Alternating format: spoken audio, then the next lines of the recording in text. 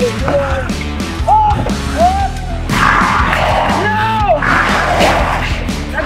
up mga kabubong? Welcome back to my channel. I'm Paul Castillo of Casper Roofing, and for today's video, nandito pa rin tayo sa area na kung saan dito natin inaakyat yung ating yero. Yun nga lang yung pagkakaiba ay overtime na to. So ginabi na tayo. Again, I'm Paul Castillo of Casper Roofing, your expert on top. Please click the link below because it's time to raise the roof.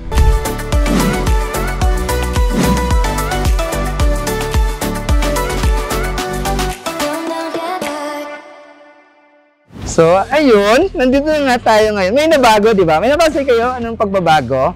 Yung nabago dito ay yung platform. Sino may idea nito? Siyempre, ang may idea niyan, kundi walang iba kundi si Safety Marty.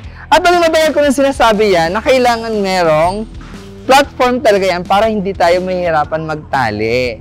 Yun nga lang, siyempre, sa engineeringan ko, medyo busy. At saka as much as possible, kaya naman daw nila. Pero siyempre, di ba napakalaking bagay na merong platform yung ilalim? Kasi mas mabilis siya itali. So far so good, okay naman. Nakaantabay si safety natin. Dalawa yung safety natin dito. At meron tayong megaphone na hindi nila ginagamit. Malaking bagay to. Sa pasa na-improve natin, yung dati namin ginagawa talaga, huwag nyo itapon yung lubid. Huwag niyo itapon yung lubid kasi merong proper dyan paano ibababa yung lubid. Meron kasing proper dyan pag nagbababa ng lubid. Hindi siya basta-basta itatapon natin. Kasi nga, hindi natin alam, merong tatamaan. Tulad ng sinasabi nila, excuse daw, baka tamaan ako ng lubid pero nandito ako. Kasi ang proper talaga niyang ganyan. Tinatalian yung lubid. So, aabangan natin ngayon dahil dito ni Andrew ipapadaan yung lubid galing sa taas. So far, so good na perfect na natin. Yung pag-akyat at saka yung pagbaba ng yero doon sa taas. Perfect na perfect niya. So, ayan o, unti-unti nang bumababa. Hindi lang nila naayos. Pakigalaw ng lubid nyo. O, diba? Tingnan mo, bababa naman yung lubid natin. Hindi mo naman kailangan ihagis. Kasi kailangan talaga yung safety natin at saka safety ng mga workers. So, ito na yun. O, diba? So, ganun na yung kabilis. So, hindi mo naman kailangan pang itapon yung lubid para makarating dito sa baba. Kasi di natin alam baka may tatamaan ng lubid natin. For the safety ng ating mga workers dito sa baba. So, yun yung pinaka-importante sa lahat. And then, ito nga, kung mapapansin nyo, naka-platform na to. So, yun, thank you, Safety Marty. Yan. So, paras kami ni Marty, iniisip talaga. Medyo nahihala yan si Marty magsabi kasi nga, nandito ako. Pero, meron naman siyang authority para gawin yun. Diba? Bro, thank you. Ito. May papakita ako, Safety. Papakita mo ka sa kanila. Papakita mo yung bag mo. Ilang taon na yan? Magdi 3 years. 3 years. Saan nagbigay niyan? Sir po. Wow, diba? So, ang tagal na yan. Imagine mo, 3 years? Grabe. Nakakatuwa lang kasi pag binibigyan mo yung isang tao, inaalagaan yung binibigay. Diba? Meron kasi minsan mga taong binibigay din yung binibigay mo. Pero yung iba talagang minamahal nila at inaalagaan nila. Siyempre, galing sa akin kaya yun, diba? So far, ilan na iakit natin na yero ngayong gabi? 12? O, diba mas mabilis? 12 na iakit natin ngayong gabi? Mahigit pa. Wow naman! Ihanda mo nga yung Lumi. Na-upload na sila ngayong gabi. Mas maganda talaga sa gabi magtrabaho kasi malamig, presko. So magkaiba talaga yung trabaho. Kaya mapapansin minsan sa ibang bansa mabilis magtrabaho kasi maganda yung climate nila. Unlike dito sa atin na sobrang init talaga. Talagang hindi ka makapagtrabaho ng maayos. Kasi syempre, kailangan naman natin talaga isang alang-alang din yung kalagayan ng ating mga workers, di ba? So, as much as possible, huwag natin pahirapan talaga yung mga tao para makapagtrabaho sila ng maayos. Hi, Richard! Kamusta ka? Shoutout ka naman, Richard! Hi! Okay, shoutout sa mga Isabela dyan. Saan shoutout mo? Shoutout sa Caloocan. Sino sa Caloocan? Ang lawak ng Caloocan. Mama ko, papa ko. Love you pa. So yun, maraming salamat sa t-shirt na nagbigay sa akin. Nakakatuwa. Actually, pinadala lang to sa akin through Grab.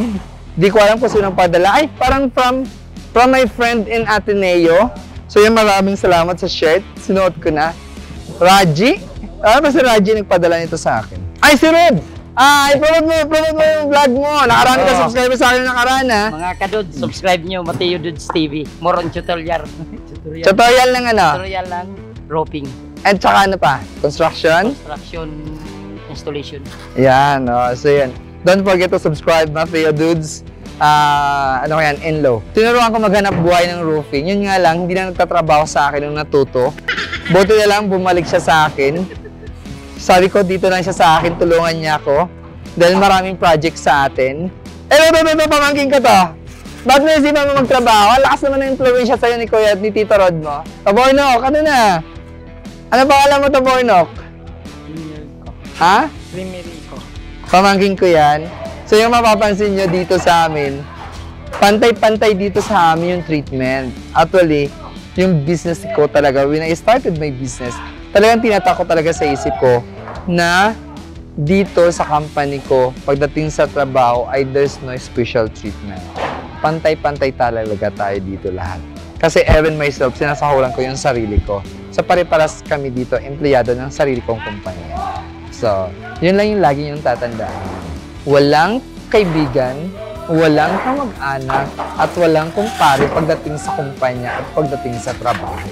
Equal lahat yan. So, tingnan mo yung pamangkin ko. Yan, di ba? Tatrabaho yan. So, yun yung pinaka-importante sa lahat. Di ba? Kamusta naman kayo?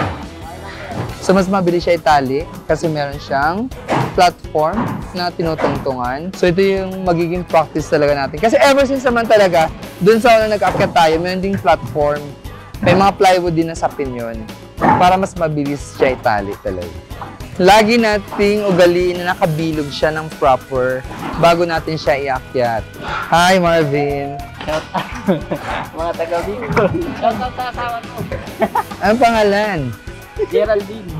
Geraldine ano? Villar, sir. Yung anak mo? Marcos Gabriel. Ayan. Ayan. Nakikita ka na sa vlog. Diba? Hi, Geraldine. Maraming salamat sa pagpapahiram mo sa inyong asawa. So, ayan, nandito siya ngayon. Tinutulungan niya kami. Yan ang kinagustuhan ko dito sa kanila kasi tinutulungan nila tayo. Kahit subcon tayo, tinutulungan nila tayo. Archie TV! Art Studio! Hi! Hello. Promote your vlog! Baka naman. Hindi kayo sa akin Art Studio, no? Yeah. Tayo kasama si Boss Paul. Marami kayong matutunan dyan. At abangan nyo yung aming construction take-off. Ila-launch na natin yan. Malapit na kami mag-take off. Inaantay lang namin yung proper time at saka proper place. So, in 5 minutes, iakit na natin yung yero natin. I-ready na natin yan. Bilog na lahat yan. Hanggang dun sa dulo. Yan. Tapos, hatakin na lang yan. Hanggang taas. And then, ready na kayo? So, yun. Ready na sila. 1, 2, 3, go! Let's go!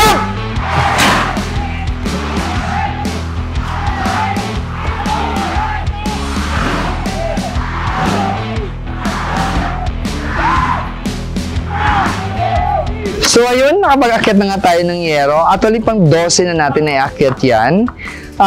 Sabi na mahirap daw magtrabaho sa gabi, pero sa amin, na mga latero, mas maganda magtrabaho sa gabi, di ba? Kasi nga, maganda yung panahon, hindi ka babad na babad sa araw. So, makapagtrabaho ka talaga ng maayos. Iba talaga yung trabaho sa gabi. Kailangan lang talaga may mga ilaw tayo. Kaya mapapansin nyo, ang dami naming ilaw dyan na nakatutok para wala tayong mamimiss. Minsan, may kunti ring hindi nakikita pero tolerable naman siya. Napakaliit yun. So, tolerate naman siya para maayos. So, yun. Atakin natin yan hanggang doon sa may platform natin. Gamit yung paleta. So, yun. Diba, mabilis lang. Ang ganda talaga ng pakagawa niyan. Kailangan talaga merong platform sa ilalim para may tali natin. So, habang nagbababa sila doon sa taas, aakyatin natin yun sa taas para malaman natin yung status nila sa taas ngayong gabi. Although, nung nakarang araw, nag-overtime naman kami din ng gabi.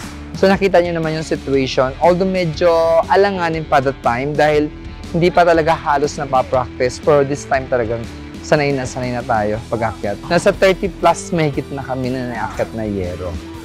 So, imagine that. Ang taong namin yun ay 46 sila lahat. Tapos, yung naakyat natin ay 30, 32, more than 32 na. Ito ay 40 lahat to. Para may natitira tayong 20 pa. Kasi 60 peraso lahat to na 57.2. So for next Saturday na yon or Sunday, kasi walang trabaho dito, ay walang pasok dito ng Saturday tsaka Sunday, kaya doon tayo gagawa. Pero makapag-start na tayo ng trabaho kasi naakit na natin yung mga yero. Habang hindi tayo makapag-akit ng yero, pwede na tayong maglatag ng ating mga secondary framing kasi ang yung installation pala nito ay retrofitting. Ibig sabihin ng retrofitting ay installation of new roof over existing roofing. So basta make sure lang pag nagbagba tayo ng low bid na itatapon natin, wala tayong tatamaan sa baba. Wala namang problema yan. Pero yung proper talaga, dapat itali yan dun sa dulo hanggang baba. Packet nyo yung energy drink. Water boy, pakiakyat mo yung energy drink dun. Kasi kailangan may energy yung mga tao. Okay na ba kayo dyan? Okay na kayo sa taas? Ano ba sa'yo? Tubig o cobra? Ayun. So yun, maraming salamat Cobra. Baka naman, dahil yung Cobra talaga yung nagpapalakas sa amin. Cobra at saka Cobra. Packet natin yung Cobra nila. Pero kumuha na kayo dito sa baba para sa inyo. So yun. Titingnan natin yung situation nila sa taas kung okay naman. Kasi as much as possible, kailangan talaga natin sila kamustahin din. Kasi iba talaga yung nakakamusta din natin sila, di ba? So yun, akit tayo ngayon sa taas. Ngayon nakakapagod. Pero okay lang yun, exercise, di ba? So hindi ko na kailangan pumunta muna ng gym kasi ito ginagawa ko dito araw-araw. Ganun katibay yung scaffolding natin. Sobrang tibay yan. Ito yung platform tinutungtang ng mga tao natin, mga workers. Kamusta kayo dyan? Good evening, man. Kamusta? Grabe ah. Ha! Sarap ng hangin dito. Kahit mag-akyat pa tayo ng 100 yero. Perfect na talaga oh. Perfect na talaga. Ano ha, sir? Kamusta ka? Boss, happy lang. Happy lang? Happy lang. Kamusta kayo? Diyan, Larry, kamusta ka? Okay ka lang? Ikaw, Comfy. Kamusta ka? Ha? Gaano kaayos? 95%? Sana all.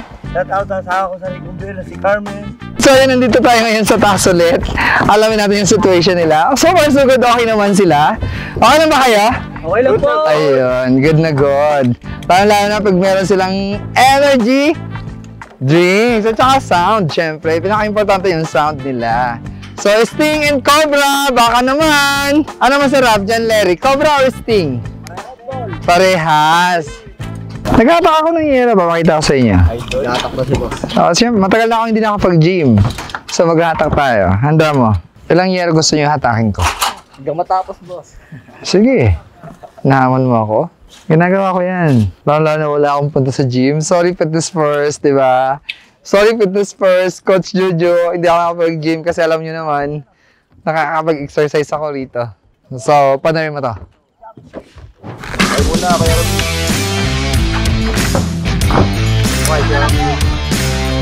Yeah. Pero let's go! So, kailangan pa naghatak tayo. Kailangan natin ng full body harness para anytime, kahit mag-full ka, hindi ka mag-full. Okay lang ma-fall in love sa aking asawa. Ikaw nang bahala, Jocelyn Paragas, pag nahulog ako rito. Okay, pwesto! Pag nabalik ko, 87,000 pesos.